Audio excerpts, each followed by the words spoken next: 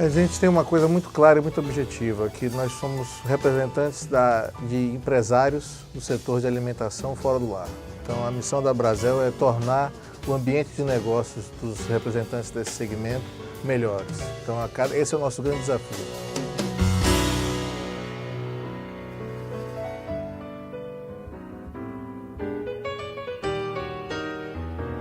Na verdade é um enorme desafio, né? Porque nós temos estruturas, né, quase que continentais, né? Você fala, nós temos aí áreas geográficas imensas, mas ao mesmo tempo a gente tem uma coisa muito interessante. Cada ponto e cada lugar desse estado tem uma característica gastronômica diferente. Cada lugar que você vai, você encontra algo rico do ponto de vista de conteúdo, de identidade cultural, de identidade gastronômica, o que faz com que você tenha aí vários trabalhos a serem desenvolvidos. Eu acho que o nosso grande desafio está muito mais ligado à técnica, ao desenvolvimento da técnica do setor, do que se envolve no que diz respeito a como atender bem e como gerenciar, de como ter um bom negócio, da nossa qualidade dos empresários. Esse é o nosso grande desafio, porque material, identidade nós temos demais. Essa é uma das maiores riquezas que nós temos no estado, o que torna o trabalho um desafio extremamente interessante, porque nós temos conteúdo, nós temos identidade.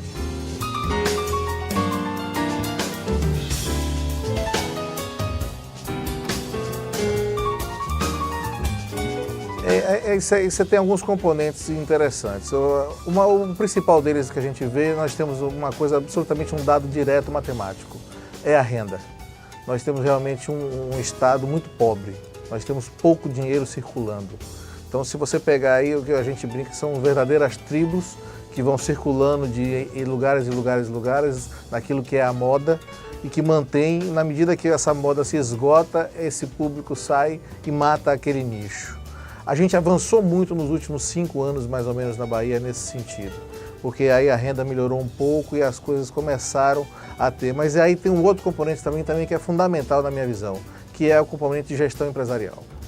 A gente vive adversidades e aí a gente mostra, num quadro como esse, o quanto ainda tem uma ausência de um plano de negócios, o quanto ainda nós temos uma ausência de uma estratégia empresarial bem definida, o quanto nós temos ainda ilusões do ponto de vista de que os negócios de bares e restaurantes, né, a gente tem um outro problema. Todo mundo tem alguém na sua família que faz alguma coisa muito gostosa e que deveria ser explorado do ponto de vista comercial. Só que fazer uma refeição para uma família é uma coisa, fazer um restaurante é uma outra completamente diferente. E eu tive a infeliz oportunidade de durante vários anos, ver esses planos de demissão voluntária, por exemplo, de grandes associações. A primeira atividade que o cara pensa é abrir um bar e restaurante, porque tem alguém na família que cozinha muito bem e todo mundo precisa comer. Parte desse princípio e aí a grande maioria quebra. Nós temos um dado do Sebrae que diz que a cada 2 anos 80% do nosso segmento fecha. E a gente não nota tanto isso às vezes como cliente porque a gente não percebe o giro que acontece naquela casa. Mas às vezes a fachada continua, mas toda a parte de estrutura, os sócios mudam, tudo aquilo muda. Então tem um componente econômico? Tem. E ele é importante de ser levado em consideração. Mas eu acho que do outro lado tem a ausência da gestão empresarial. Porque um plano de negócios bem elaborado vai detectar isso logo no começo. E se detectando, você consegue criar estratégias empresariais para sobreviver a esse mercado. Eu acho que a gente tem E isso é uma coisa muito interessante que eu não vejo ninguém dizer.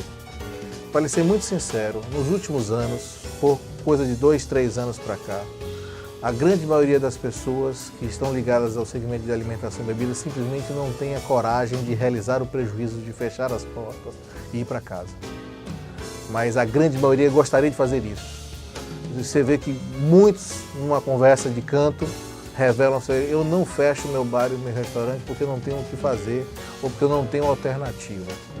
Então isso é uma coisa muito ruim de se ouvir, porque é um momento muito delicado. É um momento que você percebe que realizar prejuízo não é fácil, seja qual for o prejuízo, né? Mas ao mesmo tempo tem um portal escancarado de oportunidades. Mas eu acho que a gente vive uma mudança de paradigma de modelo, que é o modelo empresarial. E aí não venha falar de mercado, o mercado existe sempre. até se cria mercado, isso não é problema. Não existe saturação, existe problema de gestão. Existe problema de gestão. Eu acho que a gente não pode mais lidar com amadorismo nessas relações. Não pode simplesmente abrir um cacete armado, como é comum na Bahia, como a gente fala do pé sujo. Essa alternativa funciona? Claro que funciona, mas também por um nicho. Né? Em outras coisas a gente tem um mercado gigantesco, mas eu acho que a gente tem ainda... As dificuldades de gestão sempre existirão. Normalmente a gente vai lutando contra isso. As dificuldades da imposição da carga tributária, dos problemas de ordem pessoal, e aí todas as coisas, todo mundo tem problema. Né? Mas a gente sabe que existe, agora é um mercado muito traiçoeiro. É um mercado que tem que estar muito bem atento. Os volumes de investimento hoje são muito mais altos do que eram há poucos anos atrás. Ninguém consegue fazer casa hoje interessantes com pouco dinheiro. Então, manter esse quadro é muito, muito complexo. A gente começou a perceber o surgimento de vários grupos de investimento, de pessoas que se juntam para formar um negócio, o que é um modelo completamente novo e também difícil, né? Porque é casamento de 5, é casamento de 6, 7, por mais que seja capitalista. É uma situação nova a ser tratada, é delicado esse tema. Então, eu acho que, como todo negócio, tem N oportunidades? Tem. É aquilo que a gente conversa, parece velhos clichês, mas quem tem talento e tem talento empresarial, a coisa vira. Agora precisa explorar isso com todas as realidades que o setor apresenta.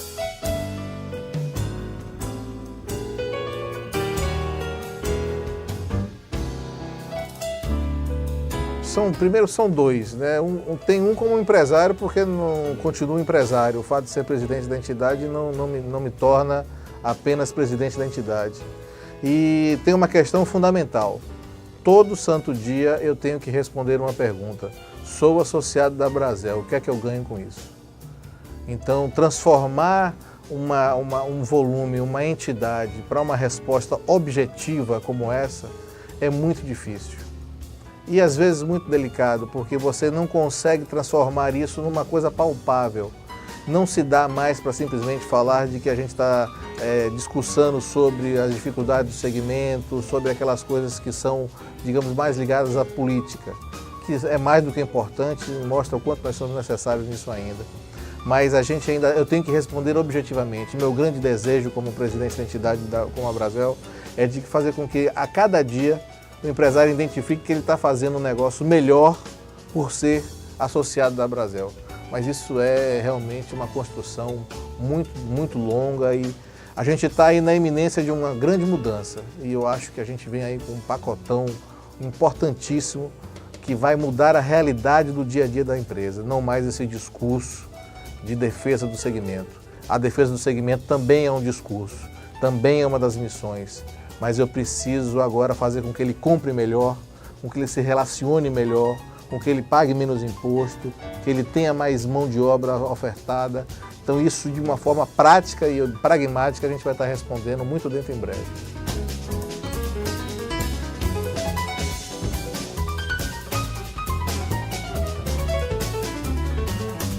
Olha, para mim esse também é um dos grandes desafios que nós temos pela frente. Porque a gente vê uma mão de obra sobrando, ou seja, pessoas no mercado aí sem condições, sem empregabilidade, e ao mesmo tempo, se você sentar hoje com todos os donos de bares e restaurantes, eles vão, se você perguntar, ele vai ter uma demanda de pessoal. De um ajudante de cozinha a um chefe, a um gerente. O que a Brasel pode fazer? Isso a gente está aí agora entrando num papel de recursos humanos gigantesco. A gente está conseguindo concentrar todos esses recursos que estão vindo para a Copa do Mundo de vários lugares, que é uma coisa extremamente difícil que começou a surgir de tudo quanto é canto. Eu disse, não, vamos canalizar esse processo dentro da nossa realidade e aí a gente está conseguindo fechar parcerias extraordinárias.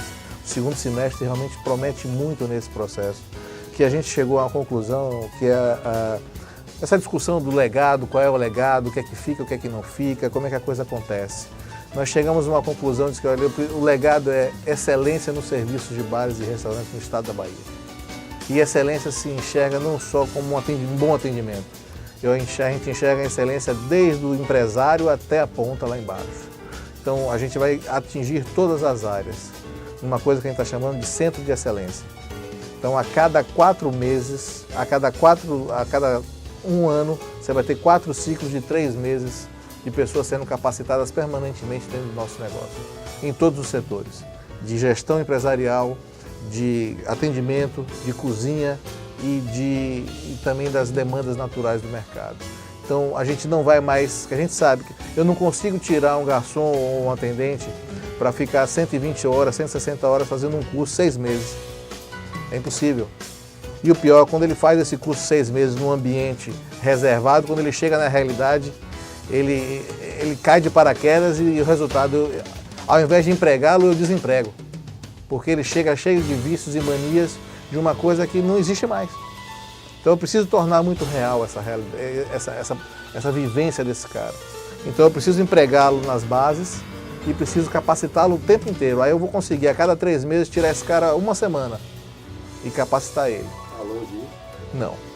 Está muito mais perto do que a gente imagina. Já está tudo pronto do ponto de vista de organização, de parcerias, de viabilidade. Agora nós temos o grande desafio para mim, que é esse processo. Mobilizar e sensibilizar os empresários a colocarem as suas mãos de obras nesse processo. Porque a gente não pode esconder a realidade. A gente gera boas empresas se nós tivermos bons empresários. Não existe boa empresa sem bom empresário. Então, se a gente não conseguir com que ele desperte para o associativismo, que ele desperte para essa realidade de estar junto e para que a gente potencialize isso, nós não vamos para lugar nenhum. Então não adianta, hoje o nosso grande problema não é mais recurso, não é mais capacidade, não é a capacidade de colocar a gente na sala de aula e realmente dar competências a esse cara. Não dar evasão, a coisa não rolar, acontecer. E aí a gente precisa mudar muito o conceito do que é o nosso segmento. Nosso segmento é de uma complexidade gigantesca. Nós temos indústria, comércio e serviço acontecendo no mesmo ambiente, sobre às vezes em 30 minutos. Onde você vai pegar, eu tenho que te atender, eu tenho que tirar o seu pedido personalizado, tenho que produzir o seu pedido personalizado e te entregar da mesma forma e você vai comer esse pedido. É uma situação completamente diferente. E às vezes numa mesa você tem realidades completamente distintas. Então nós temos um estoquista de um bar e restaurante, não é um estoquista do comércio. O cara que está ali atendendo não é um cara que vai vender uma peça de prateleira que ele tira e mostra. Então nós temos uma gestão um gerente de bares e restaurantes, é uma complexidade gigantesca, porque ele tem uma área administrativa, e nós temos hoje uma demanda gigantesca e não consegue. E os preços e os salários estão aumentando. Eu tenho ofertas aí hoje, 4, 5 mil reais para gerentes de bares e restaurantes, a gente não consegue preencher. Nós temos hoje, nosso universo de segmento de bares e restaurantes, por pesquisa, significa ele 95% de empresas de até 5 pessoas faturando no universo de microempresa, que é até 360 mil ano. Então, a gente se estima algo em torno de 11 mil bares e restaurantes só na cidade de Salvador. E cerca de 60 a 70 mil no estado da Bahia. Então, a gente tem um desafio muito grande de chegar ainda nesse público. Você tem até hospital, deixa de ter hospital, mas restaurante você tem. Essa assim, eu não tenho a menor dúvida de que dos 5 mil e tantos municípios que tem no Brasil, em todos eles nós temos um bar ou um restaurante. O último gole está sempre lá, né? Acontece, não tem por onde correr.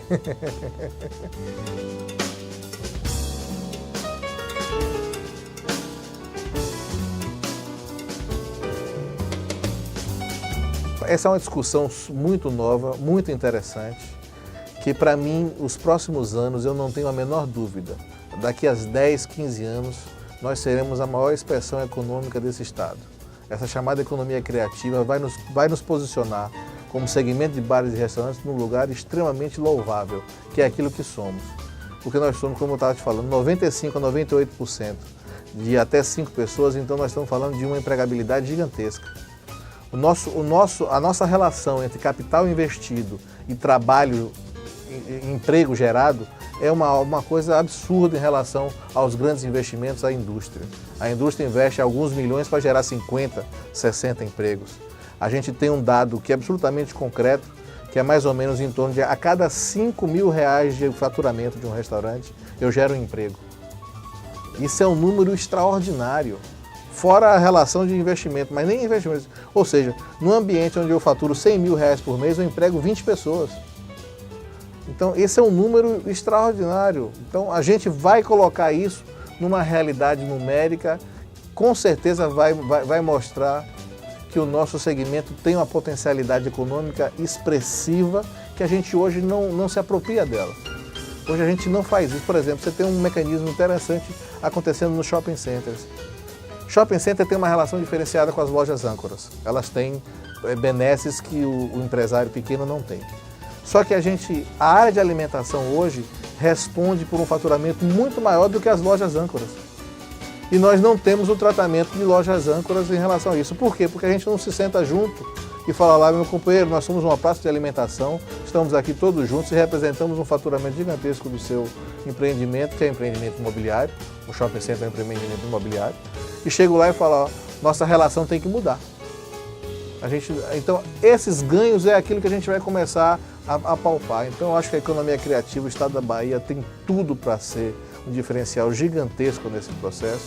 É um mecanismo mundial, não é só acontecendo aqui. Existem coisas articuladas via Sebrae hoje acontecendo para dar essa denotação e construir essa economia criativa do ponto de vista de moldar e fazer com que ela tenha uma cara.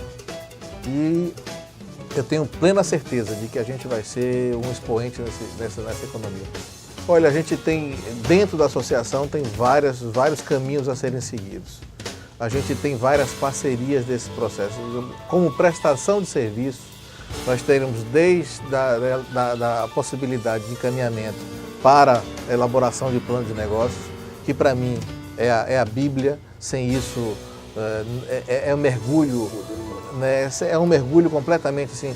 É interessante, tem um pessoal que fala que aquele que não faz um plano de negócio é sair para uma viagem sem saber para onde vai. Né? E você com um plano de negócio, você está com uma viagem planejada, estruturada, sabendo aquilo que você vai caminhar.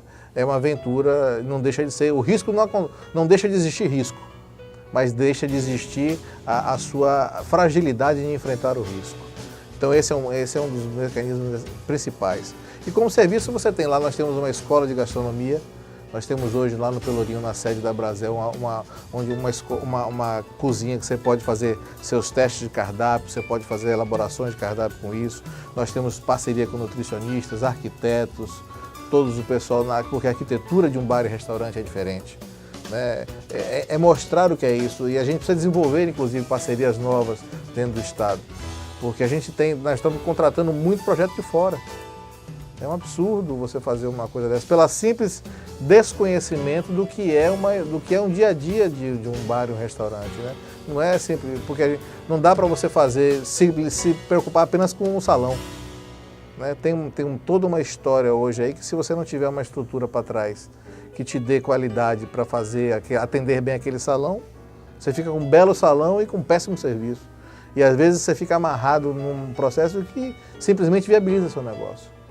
Então, há prestações de serviço, tem ligações com todos os bancos, todas em Bahia, Banco do Nordeste, nós temos linhas de crédito especiais. Inclusive, em relação à Copa, tem uma linha hoje muito interessante, que é uma linha de 20 anos para quitação, com até 5 anos de carência, com juros de TR e mais alguma coisa, que está dando aí 6% a 8% ao ano. É o dinheiro mais barato que pode existir.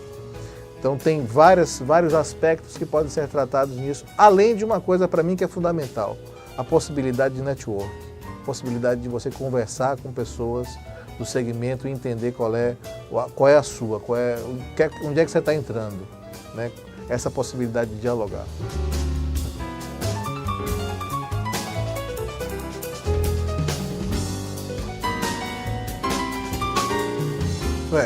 Imagine algo que você queira fazer mais mal a qualquer pessoa dos extremos, e essa greve da PM conseguiu fazer isso com a gente.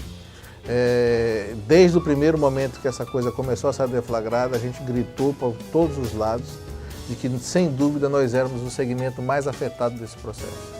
Porque se estava se falando muito do turismo, do carnaval, daquelas projeções, mas eu estava falando, vocês estão falando de uma possibilidade de problema futuro. Eu estou vivendo um problema de agora. E a gente vive no segmento que nós somos entretenimento e lazer por essência, mas também tem a área de serviço, mas mesmo a área de serviço. nós somos muito sensíveis a esse processo. Então a pessoa simplesmente não sai de casa. Ela não sai de casa, ela não tem consumo no nosso segmento. Então, e o pior, o sair de casa significa você ter um grau de segurança e um grau de interiorização muito grande. Então, nós sofremos na pré-greve, durante a greve e no pós-greve. Porque até essa coisa voltar à sua normalidade, naturalidade, teve um delta de tempo enorme, coisa que os segmentos, na sua grande parte, não tiveram. Mas muitas pessoas começaram, e esse era o meu grande medo, porque nós chegamos a viver um momento na greve de que as coisas ficaram mais ou menos naquele meio do caminho. Assim, ficou aquela coisa lá na Assembleia isolada, e a coisa, todo mundo começou passou um tempo demais, as pessoas começaram a sair para trabalhar porque não tinha alternativa, mas ela sai para trabalhar naquele negócio, sai correndo e volta correndo para casa. E a gente, bar e restaurante, você andava na rua, era um deserto. Eu fui pessoalmente, eu pegava meu carro e saía pela cidade de noite para ver o que é que estava rolando, o que é que estava acontecendo. E não tinha nada. Movimento de bar, eu vi bar e restaurante com ninguém. Né? E aí teve realmente, claro, que como nós estamos falando de um segmento gigantesco com várias nuances, nós temos gente que perdeu 50%, 60% do faturamento e teve gente que perdeu 90%, 95% ou quase 100%.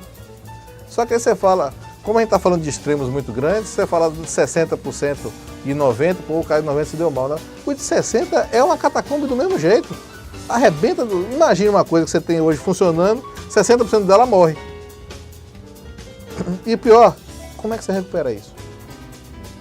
É um estrago completamente difícil de ser lidado, porque você aí estoura seu capital de giro, você não tem mais a capacidade de sequer lidar com seus custos fixos, porque a situação realmente passa do limite. E nós chegamos a estudar N alternativas, na época conseguimos a liberação do imposto do ICMS em 3 vezes, que atingiu uma parte do segmento de bares e restaurantes, uma tentativa junto ao governo de minimizar esses impactos. Tentamos dialogar com alguns bancos e que pudessem nos dar capital de giro, porque o capital de giro foi todo embora. Nós tivemos alguns fornecedores aí falta aquela unidade.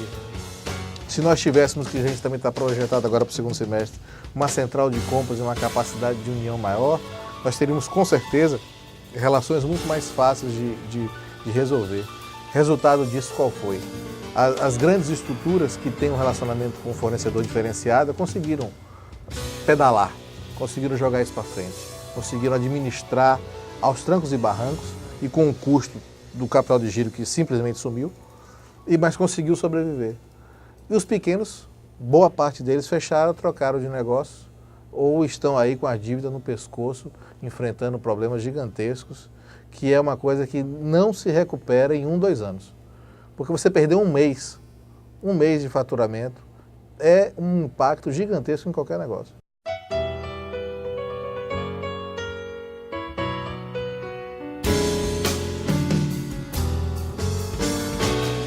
Então, nós temos uma meta bastante ousada.